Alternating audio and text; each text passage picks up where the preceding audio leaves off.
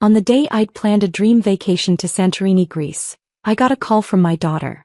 "Mom, Grandma's saying we're a burden," she sobbed. My mother had left my kids stranded at the airport, thinking she could ditch us for a first-class escape. What she didn't know. The trip was booked on my account, and I canceled everything, leaving her stranded halfway around the world. The blue bikini fell from my fingers as my phone vibrated against the nightstand. Another vibration, urgent and insistent. I glanced at the caller ID, Emma. My 13-year-old shouldn't be calling now. She and her brother were supposed to be mid-flight with my mother to our connecting gate. "Mom." Her voice came through broken, hitching with sobs. "Emma? What's wrong, honey?" I pressed the phone closer to my ear, the cheerful Santorini travel guide on my bed suddenly forgotten. "Grandma's gone." The words tumbled out between gasps. "She said we're a burden, Mom. She just left us here." If you're connecting with this family's journey from betrayal to strength, hit subscribe. It's free and keeps these real-life stories coming. Now back to that life-changing phone call. The floor seemed to tilt beneath my feet. "What do you mean, left you? Where are you?" "Terminal B." Another sob. "She told us she was going to the bathroom, but she never came back." Then Jason found a note in my backpack.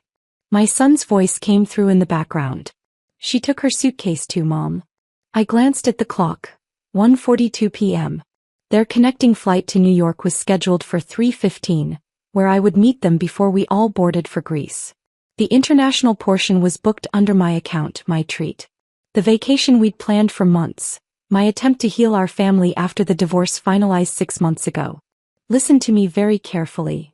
I forced steadiness into my voice while my hands shook uncontrollably. "Go to the customer service desk. Tell them exactly what happened.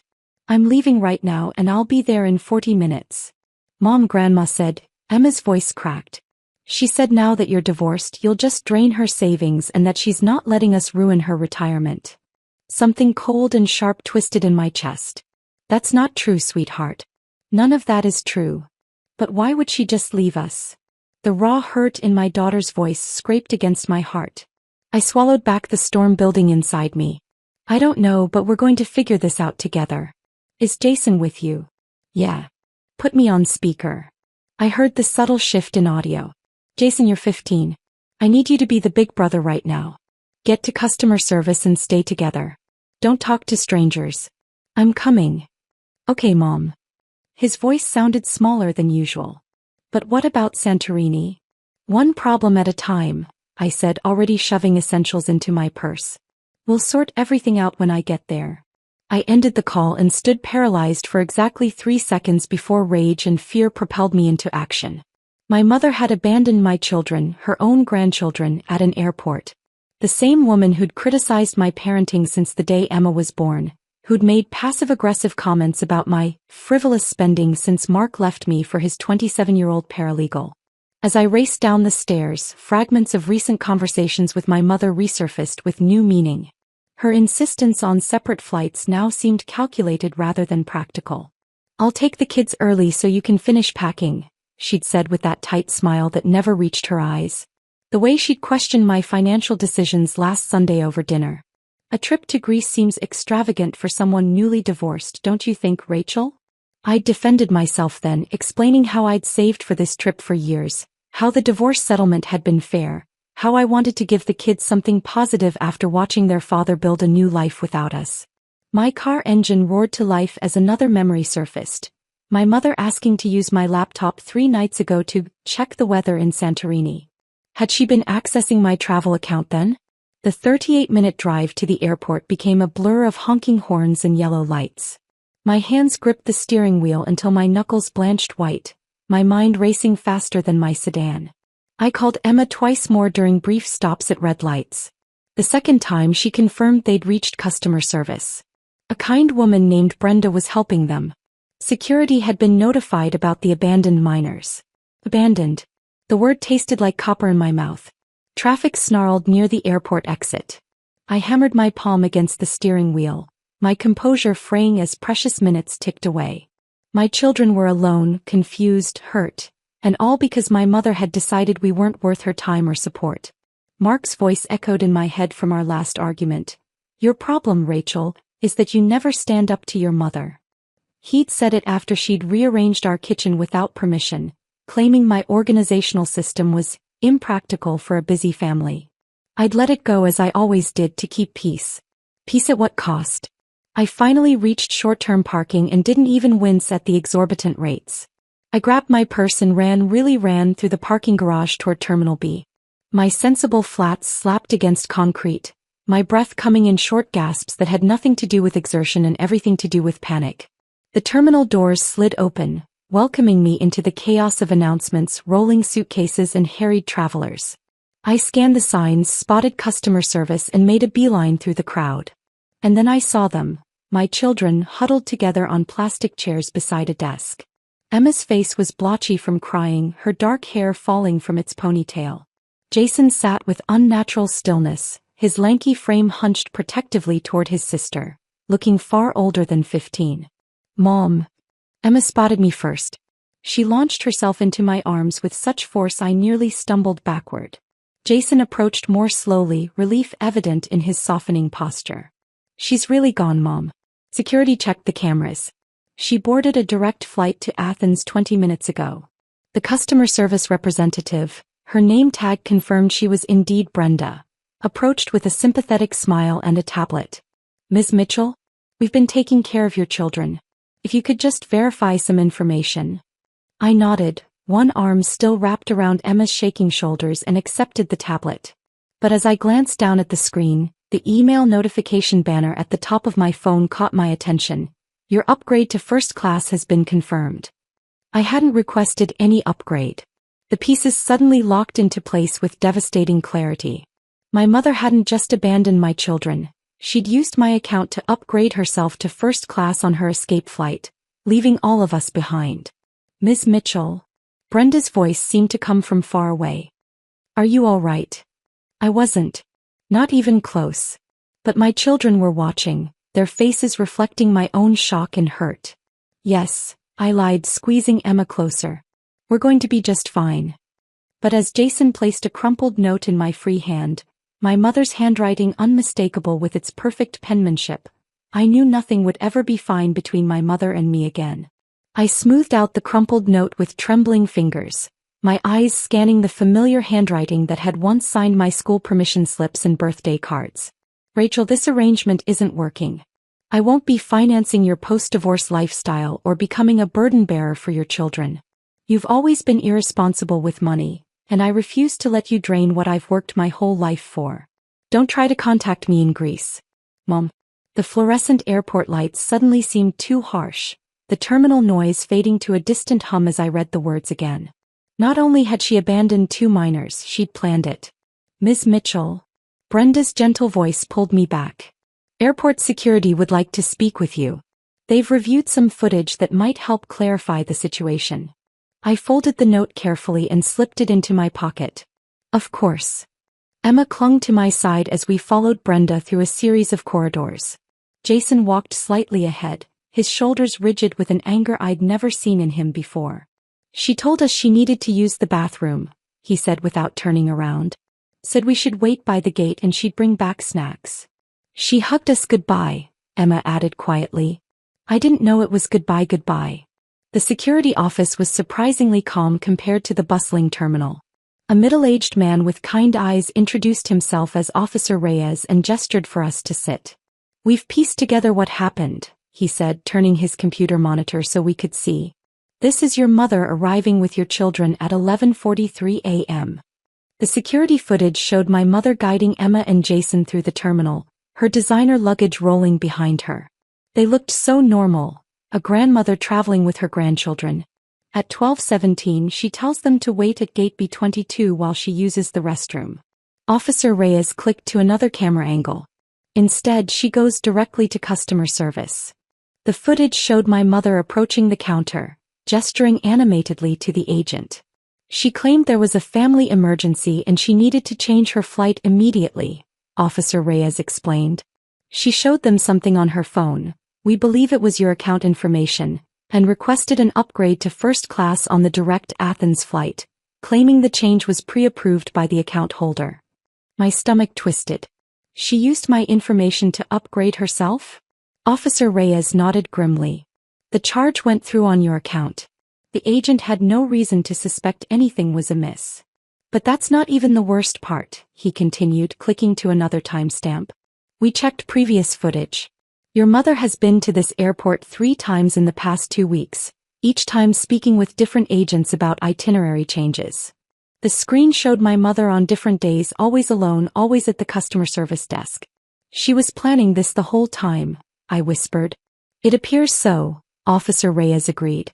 Each visit she gathered information about direct flights to Greece, about our security protocols for traveling minors, about the fastest ways to change tickets.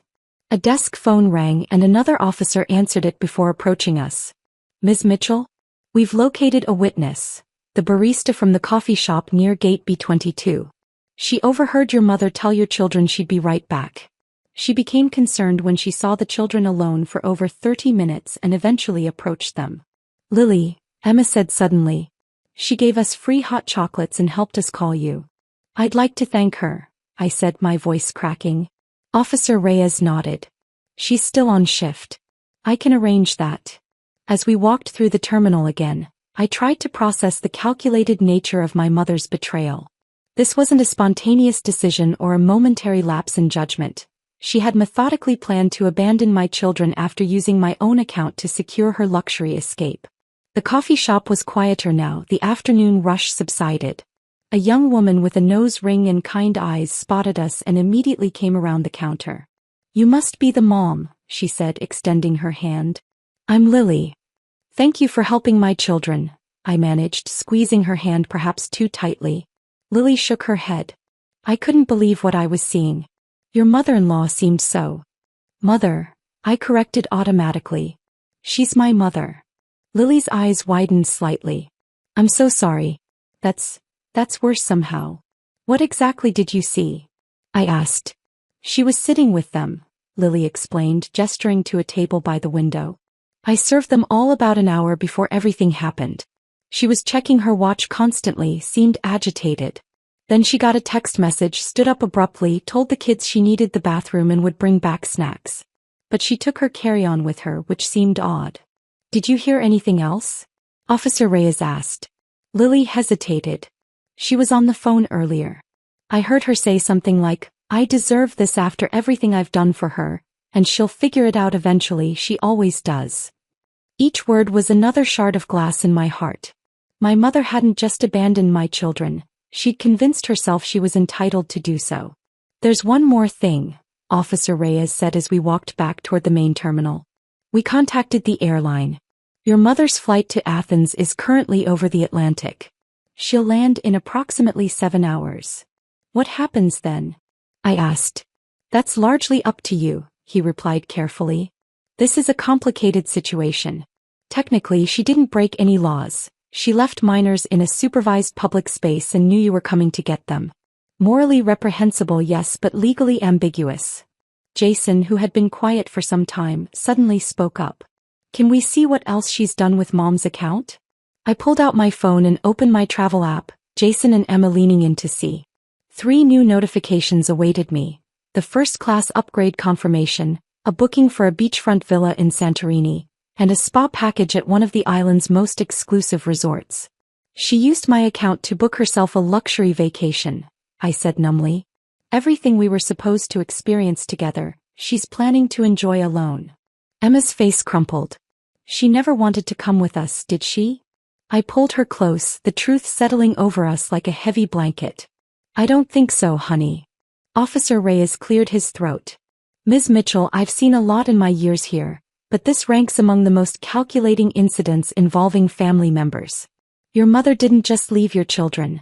She orchestrated an elaborate deception while financially benefiting from your account. As we gathered our belongings at customer service, preparing to head home instead of continuing to New York, a thought suddenly occurred to me. My mother had planned meticulously, but she'd overlooked one critical detail. Everything was booked under my name on my account. The betrayal still burned, but for the first time since receiving Emma's call, I felt a flicker of something else. Power. My mother might be flying first class across the Atlantic, but her comfort was entirely in my hands. I glanced at my children, their faces still etched with hurt and confusion, and made a decision. The Santorini dream might be shattered, but I wouldn't let my mother's cruelty define what happened next. "Come on," I said, putting an arm around each of them. "We're going home. We have some plans to reconsider." The drive home passed in heavy silence. Emma had curled into herself in the back seat, headphones on, though I noticed she wasn't playing any music. Jason stared out the window, his reflection in the glass showing a jaw clenched tight enough to crack teeth. My own hands gripped the steering wheel like it might disintegrate if I loosened my hold. Our house looked exactly as I'd left it hours earlier. Front door slightly ajar from my hasty exit, half-packed suitcase spilled across my bedroom floor, Santorini travel guide still open to a page about whitewashed buildings against perfect blue skies. Yet everything had changed. "I'm making tea," I announced to the quiet kitchen, needing something, anything, to occupy my hands. "Mom." Jason's voice stopped me as I reached for the kettle. "We need to talk about Grandma." I turned slowly. My son stood in the doorway, shoulders squared like he was bracing for impact. Emma hovered behind him, eyes red-rimmed but dry now. "You're right," I said, pulling out 3 chairs at our battered oak table, the one my mother had repeatedly offered to replace because it looked so shabby. "We do need to talk." They sat across from me, a united front. When had my children grown so solemn, so adult in their composure? "She's always been like this, hasn't she?" Jason asked finally. "We just never saw it before." The question hung in the air between us. I could have softened the truth, crafted some explanation that preserved a grandmother's dignity while explaining away her actions. But looking at their faces, hurt, confused but clear-eyed, I knew they deserved honesty. "Yes," I admitted, the single word carrying the weight of years of excuses I'd made for my mother. "She's always been difficult, controlling, critical." "Then why did you let her?" Emma started, then stopped herself. "Let her what, Emma?" I pressed gently. "Let her treat you like dirt," she finished in a small voice. "All the comments about the house being messy, about your cooking, about how Dad wouldn't have left if you'd been more, I don't know, perfect or something." Each example landed like a stone in my stomach. Not because they weren't true, but because I'd somehow convinced myself my children hadn't noticed. "When you and Dad split up," Jason said, "Grandma told me not to worry because your mother always lands on her feet, usually by landing on someone else's wallet." The kettle whistled, making us all jump. I stood mechanically, poured 3 mugs of tea none of us would drink, and returned to face my children. "I've been enabling her behavior," I said, the words tasting like defeat. "Making excuses, smoothing things over, telling myself she didn't really mean it that way. I convinced myself I was keeping the peace for everyone's sake, but really..." I swallowed hard. "Really, I was just afraid of losing her too. After your father left, I couldn't bear the thought of another person walking away." Emma reached across the table and placed her small hand over mine. "But Mom, she was never really there to begin with, was she?" The simple wisdom in her question broke something loose inside me, a dam of rationalizations and feared abandonment I'd built since childhood. "No, she wasn't," I whispered. "She's always kept her love conditional, based on how well I performed to her standards." Jason's face darkened. "Is that why she didn't want us going on this trip? Because you were finally doing something good for yourself that she couldn't control?" "I think it's more complicated than that," I said, rising from the table. "Give me a minute." I went to my home office and opened my laptop. The nagging suspicion that had been building since the airport needed confirmation. I logged into my email account and searched for forwarded messages. The evidence appeared immediately. Dozens of travel confirmations and account notifications had been forwarded to an email address I recognized as my mother's. The most recent was sent 3 days ago, containing all my Santorini booking details.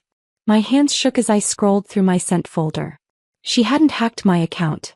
I'd given her access myself months ago when she'd offered to help research options for our trip. I'd never revoked it, never even thought to question why she needed it for so long. I called the children into the office. "Look," I said, pointing to the screen. "She's had all my travel information for months. She knew exactly what she was doing today." Emma's eyes widened. "So when she told us at the gate that you might not be able to afford this trip after all, she already knew you could?" "What?" My head snapped up. "When did she say that?" "Right before she left," Jason said. "She said something like, Your mother thinks she can afford this trip, but what happens when the money runs out? Who do you think she'll come crying to? The cruel calculation of it stole my breath. She'd poisoned the well with my children before abandoning them, trying to plant seeds of doubt about my financial stability. That's not true, I said firmly. The trip was fully paid for within my budget. I'm doing fine financially, not wealthy but stable. The divorce settlement was fair. We know, Mom, Emma said. Grandma's been saying weird stuff for months, but we didn't believe her. What kind of stuff? I asked, dreading the answer. The stories tumbled out over the next hour. Subtle digs about my parenting, implications that I was using the children to punish their father, suggestions that I was just waiting to remarry someone wealthy. Each revelation was another weight added to my shoulders, another recognition of how I'd failed to protect my children from my mother's toxicity. I'm so sorry, I said when they finally finished. I should have seen what was happening. It's not your fault, Jason said with unexpected maturity. She's your mom. You're supposed to be able to trust her. As darkness fell, I sent the kids to bed with promises we'd figure everything out in the morning. But sleep evaded me. I sat on the porch swing, wrapped in a blanket against the cool night air, and confronted decades of patterns I'd willfully ignored. The trip to Santorini was supposed to be our fresh start, a chance to create new memories untainted by divorce papers and awkward custody schedules. Instead, it had ripped the bandage off a wound that had been festering my entire life. My phone buzzed with a flight notification. In 5 hours, my mother would land in Athens, expecting the luxury vacation she'd stolen from us. She would discover her luggage at the carousel, hail a taxi to the harbor, and board a ferry to Santorini, confident that I would, as I always had, simply accept her behavior and move on. As the first hints of dawn colored the horizon, I made a decision. This time would be different. This time there would be consequences. The first rays of sunlight streamed through the kitchen window as I poured my third cup of coffee. Sleep had never come, but I didn't feel tired. Instead, I was energized by a clarity I hadn't experienced since before my divorce. I opened my laptop and logged into my travel account. Everything was still there. Every reservation, every confirmation, every detail of the luxury vacation I'd spent months planning for my family. And because I'd paid for everything, because the bookings were under my name and linked to my account, I controlled it all with a few keystrokes. My fingers hovered over the keyboard. The power of the moment wasn't lost on me. For decades, I'd yielded to my mother's will, making myself smaller to accommodate her larger-than-life presence. I'd accepted her criticism as concern, her control as care. But abandoning my children, that was unforgivable.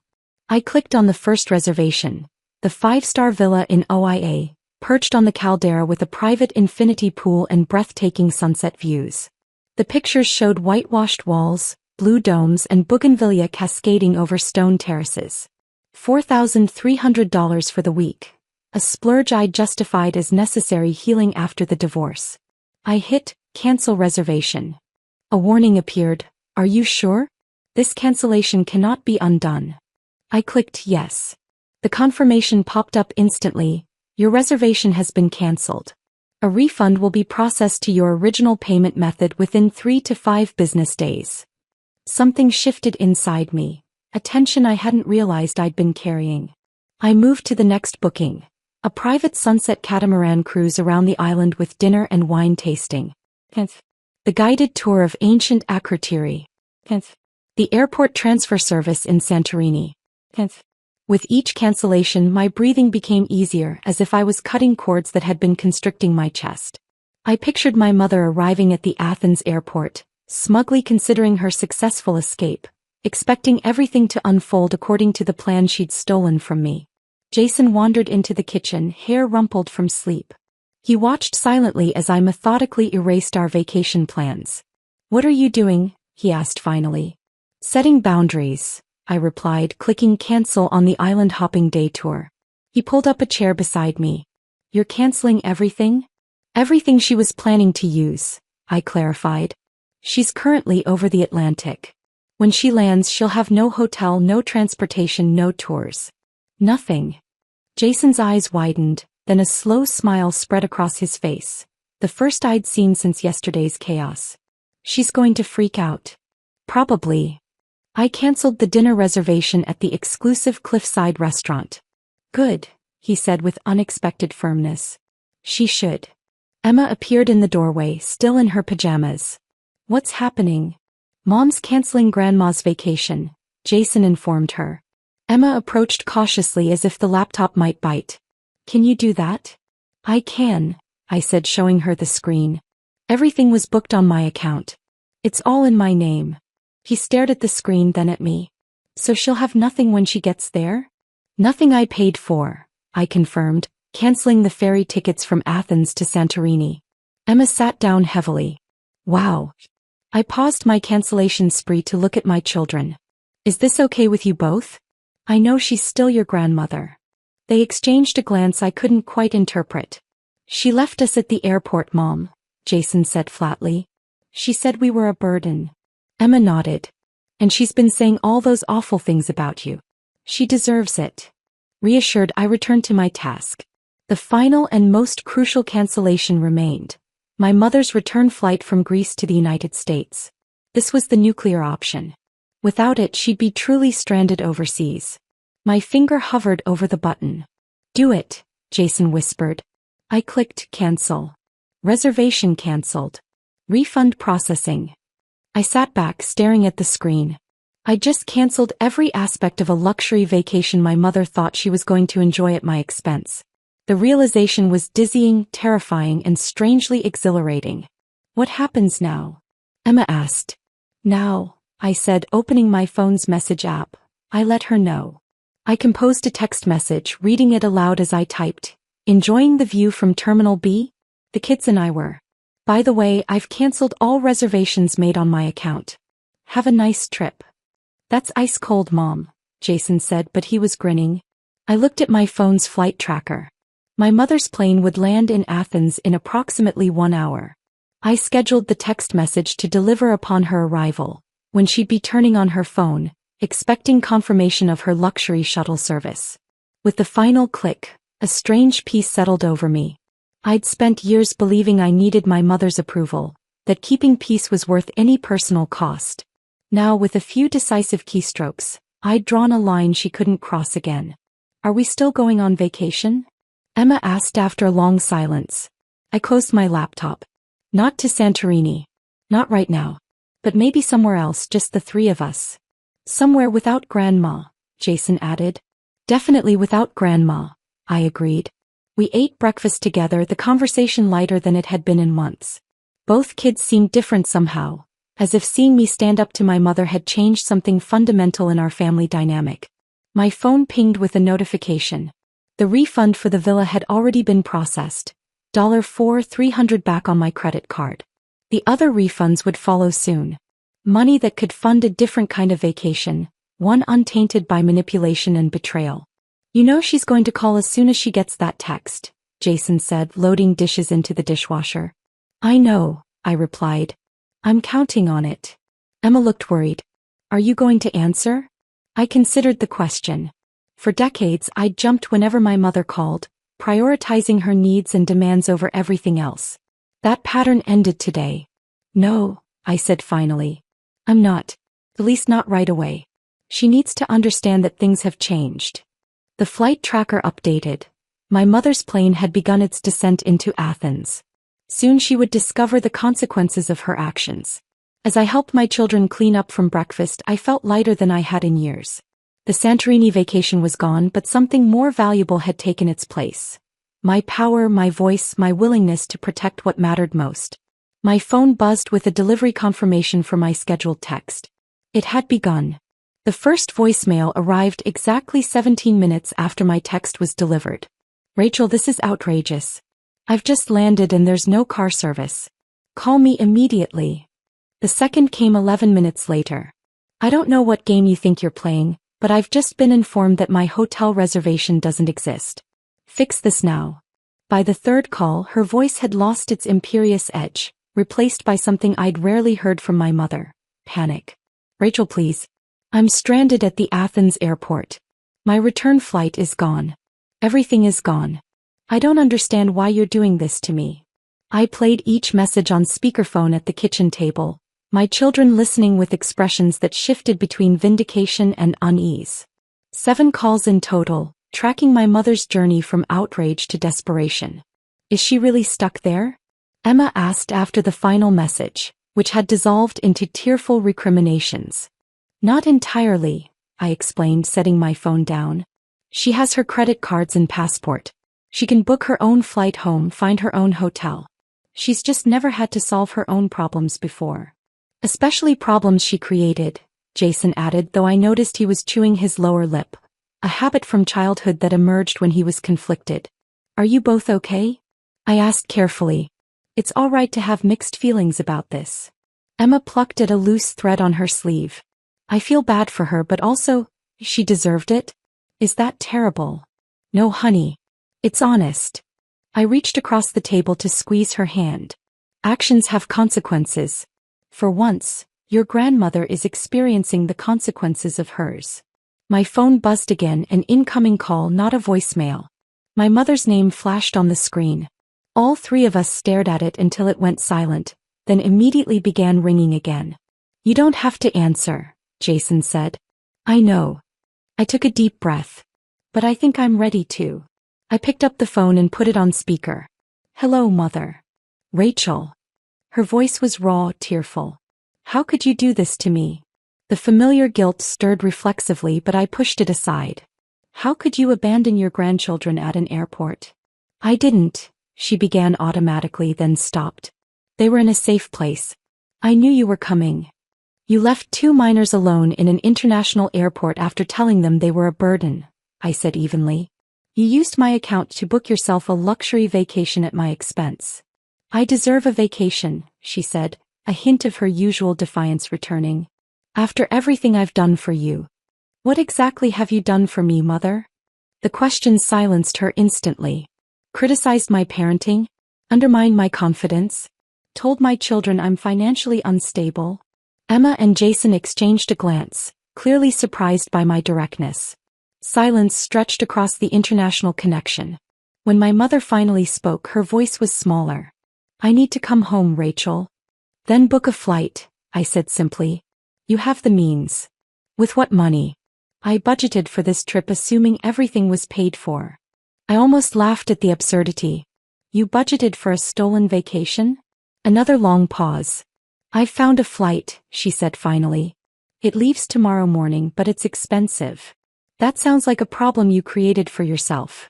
Rachel, please. No, Mother. For once, you're going to solve your own problems. When you get back, we can talk about what happens next.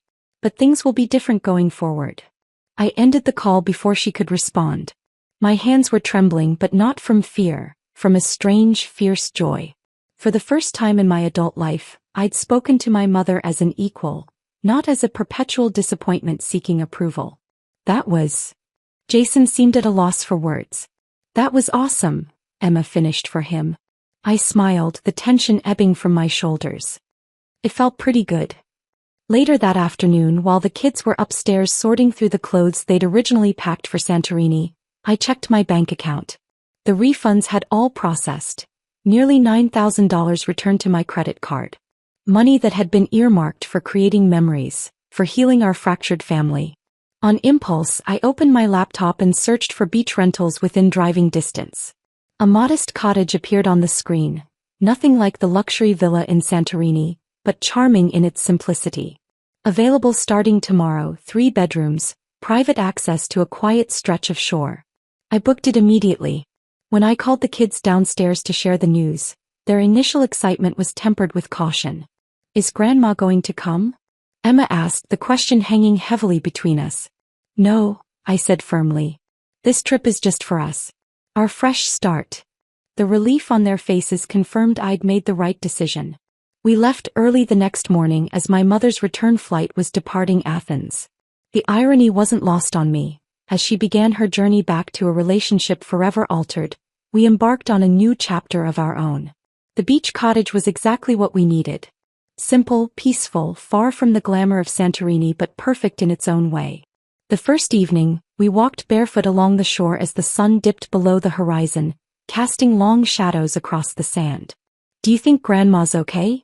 Emma asked suddenly, skipping a stone across the gentle waves. She'll be fine, I assured her. Your grandmother has always landed on her feet. But will we see her again? The question revealed the complexity of her feelings, anger at the betrayal but attachment nonetheless. Eventually, I said after careful consideration. But when we do, things will be different. She'll need to respect certain boundaries. Like not being mean to you? Jason suggested. Like treating all of us with respect, I clarified. And understanding that being part of our lives is a privilege, not a right. That conversation was the first of many during our week at the beach. Away from distractions, away from the shadow of my mother's judgment, we spoke honestly about the divorce, about their father's new life, about how we wanted our family to function moving forward. I was so fixated on giving you both this perfect Instagram-worthy vacation, I admitted one night as we roasted marshmallows on the beach. I thought we needed whitewashed buildings and infinity pools to heal. Jason poked at the fire thoughtfully.